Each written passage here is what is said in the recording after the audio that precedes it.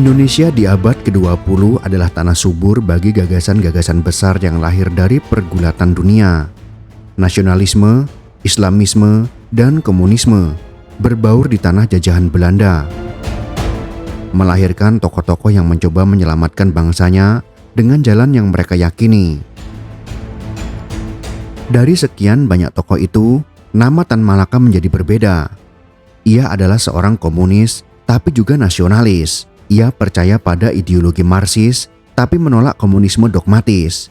Ia menulis, berpolemik, diasingkan, dan akhirnya mati ditembak oleh bangsanya sendiri. Di sisi lain, sejarah Indonesia juga mencatat nama D.N. Aidit, pemimpin Partai Komunis Indonesia atau PKI, yang membawa organisasi itu menjadi partai komunis terbesar di luar Tiongkok dan Uni Soviet. Namun, perbedaan antara Tan Malaka dan Aidit begitu mencolok. Satu menganggap komunisme harus tunduk pada kepentingan nasional, sementara yang lain menempatkan komunisme dalam orbit internasional yang mengabdi kepada Moskow atau Beijing. Kisah keduanya adalah kisah tentang dua jalan komunisme di Nusantara, jalan Tan Malaka yang berusaha memadukan nasionalisme dengan Marxisme, dan jalan Aidit yang menundukkan nasionalisme pada komunisme internasional.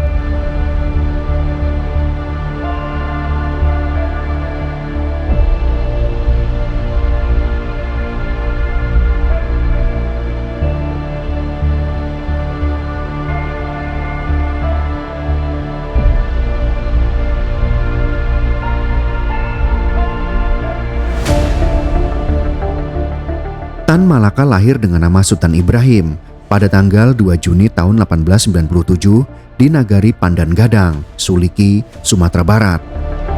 Dari kecil ia sudah menunjukkan kecerdasan luar biasa. Bersekolah di Quick School Bukit Tinggi, lalu mendapat kesempatan belajar ke Belanda. Di negeri penjajah itulah ia menyerap pemikiran sosialisme, Marxisme, dan dunia revolusioner Eropa. Di Belanda ia berkenalan dengan Indische Vereniging, organisasi pelajar yang kemudian berubah menjadi Perhimpunan Indonesia. Ia membaca Marx, Engels, Lenin, dan juga tokoh-tokoh nasionalis Eropa. Tapi Tan Malaka tidak sekedar menelan mentah gagasan itu. Ia memikirkan bagaimana teori tersebut bisa diterapkan dalam realitas masyarakat Indonesia yang berbeda. Baginya, komunisme tidak bisa begitu saja diimpor.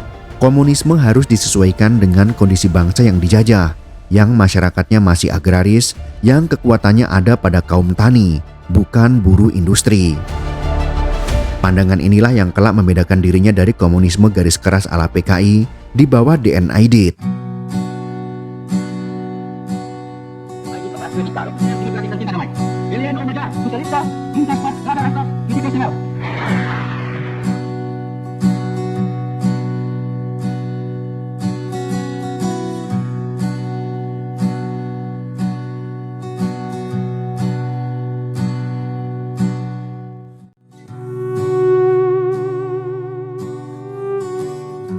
Sekembalinya ke tanah air, Tan Malaka bekerja sebagai guru di Delhi. Ia terjun langsung melihat penderitaan kaum buruh perkebunan tembakau di Sumatera Utara. Dari sinilah ia menyadari bahwa perjuangan harus dilakukan dengan basis massa. Namun bagi Tan Malaka, perlawanan tidak bisa hanya mengandalkan satu ideologi semata. Nasionalisme, Islam, dan komunisme harus bersatu dalam melawan kolonialisme. Dalam buku terkenalnya Narde Republik Indonesia atau Menuju Republik Indonesia, ia menegaskan cita-cita Republik Merdeka jauh sebelum Soekarno menggemakannya. Disinilah ia mengembangkan gagasan yang unik, komunisme yang tunduk pada kepentingan nasional Indonesia. Ia berbeda dengan tokoh-tokoh PKI awal yang cenderung hanya menyalin strategi komunis internasional. Ia menolak ide revolusi prematur yang didorong oleh Komintern. Baginya, bangsa Indonesia butuh organisasi revolusioner yang bersatu, bukan sekedar menjalankan instruksi Moskow. PKI kemudian bangkit di bawah pimpinan Semaun, Darsono, dan kawan-kawan. Namun pemberontakan 1926-1927 melawan Belanda gagal total. Ribuan orang dibunuh atau dibuang ke Digul. Tan Malaka yang sebenarnya menentang pemberontakan itu karena dianggap prematur, justru ikut menjadi korban politik. Ia dibuang, diasingkan, berpindah dari satu negara ke negara lain. Ia menulis, berpolemik, bersembunyi, dan hidup dalam kemiskinan.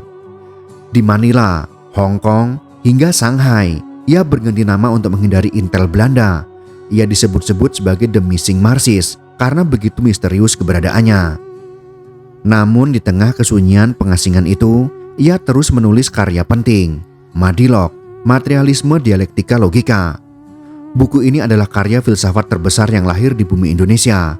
Di dalamnya, ia berusaha membangun cara berpikir ilmiah bagi bangsa Indonesia, keluar dari belenggu mistik dan feodalisme. Buku ini sangat fenomenal dan relevan sampai saat ini, karena masyarakat Indonesia mayoritas ternyata masih banyak yang menggunakan logika mistika dalam segala hal, sehingga membuatnya tertinggal dari bangsa-bangsa lain di dunia. Komunisme ala Tan Malaka bukan hanya agitasi massa, tapi juga pendidikan bangsa. Ia ingin membangun logika berpikir modern agar bangsa ini bisa bangkit dengan kaki sendiri.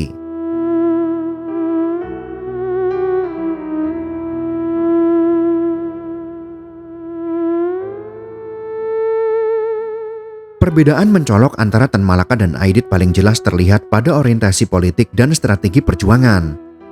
Tan Malaka menempatkan nasionalisme di atas komunisme, melihat kekuatan rakyat Indonesia terutama ada pada petani dan kaum kecil, menolak intervensi berlebihan Komintern, menekankan pentingnya persatuan tiga kekuatan besar, yaitu nasionalis, Islamis, dan komunis, atau yang dikenal dengan Nasakom, bahkan jauh sebelum Soekarno menggemakannya.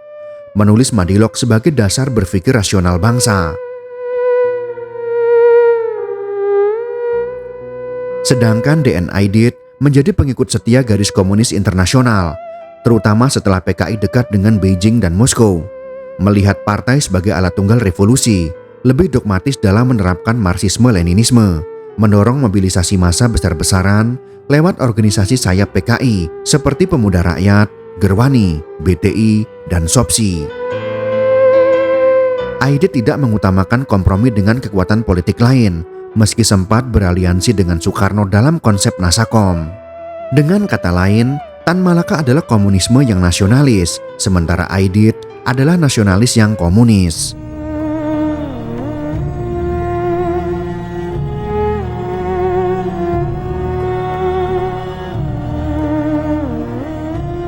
Ketika Jepang menduduki Indonesia, Tan Malaka kembali secara diam-diam. Ia ikut menyaksikan proklamasi 17 Agustus tahun 1945. Namun, ia tidak puas dengan jalan moderat yang ditempuh Soekarno-Hatta. Tan Malaka kemudian membentuk Persatuan Perjuangan, sebuah gerakan yang menuntut kemerdekaan 100% tanpa kompromi dengan Belanda. Semboyannya cukup keras, yaitu merdeka 100% atau mati. Namun sikapnya yang radikal membuat ia ditangkap oleh pemerintahan Republik sendiri. Seorang revolusioner yang sejak lama memperjuangkan Republik justru dianggap pengganggu oleh pemimpin Republik itu sendiri. Tan Malaka kemudian bergerilya. Ia tidak punya partai besar, tidak punya kekuatan massa, tapi ia punya keyakinan. Tahun 1949, di tengah agresi militer Belanda, ia bersembunyi di Kediri. Namun nasib tragis menantinya. Ia ditangkap oleh pasukan divisi Brawijaya. Tidak ada pengadilan, tidak ada proses hukum.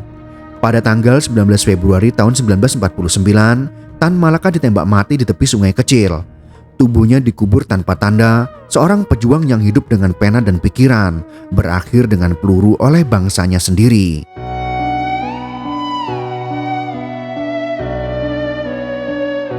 Sementara itu, sejarah terus bergerak. PKI yang sempat hancur setelah 1948 bangkit kembali di bawah pimpinan Dipa Nusantara Aidit. Dalam waktu singkat, PKI menjadi partai raksasa. Aidit mengorganisir jutaan petani, buruh, pemuda, dan perempuan dalam organisasi sayap. Aidit sangat cerdas memainkan politik. Ia merapat ke Soekarno dengan mendukung konsep Nasakom. Ia juga menjalin hubungan erat dengan Tiongkok Mao Zedong. Namun, justru disinilah perbedaan Aidit dengan Tan Malaka paling kentara. Aidit lebih percaya pada komunisme internasional, sementara Tan Malaka percaya pada komunisme nasional. Bagi Aidit, revolusi Indonesia harus menjadi bagian dari revolusi dunia. Bagi Tan Malaka, revolusi Indonesia harus murni untuk bangsa Indonesia sendiri. Sejarah mencatat, akhir hidup Aidit dengan cara yang sama tragisnya dengan Tan Malaka. Setelah peristiwa 30 September 1965, PKI dituduh sebagai dalang.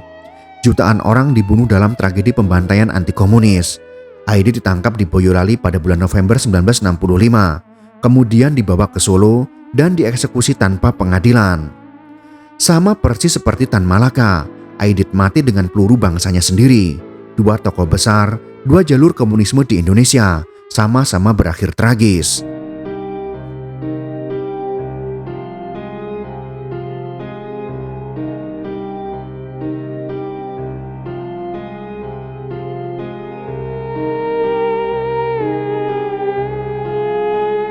Kisah Tan Malaka dan Aidit adalah kisah tentang tarik-menarik antara ideologi dan realitas bangsa.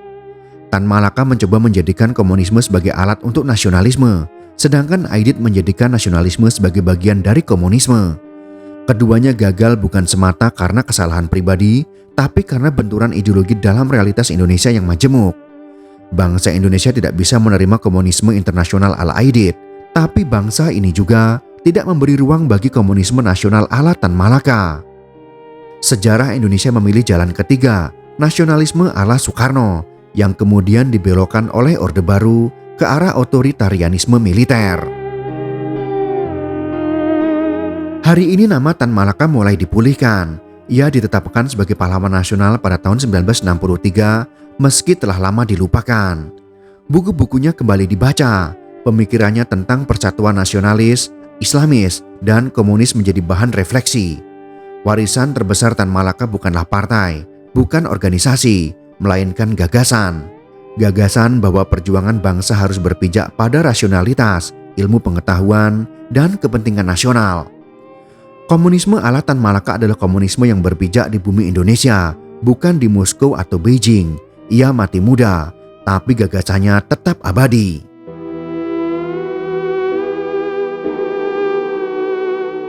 Jika kalian suka dengan video ini, silakan berikan jempol ke atas. Dan jika kalian menganggap video ini bermanfaat, maka bagikanlah untuk teman-teman Anda yang lain. Terima kasih sudah menonton.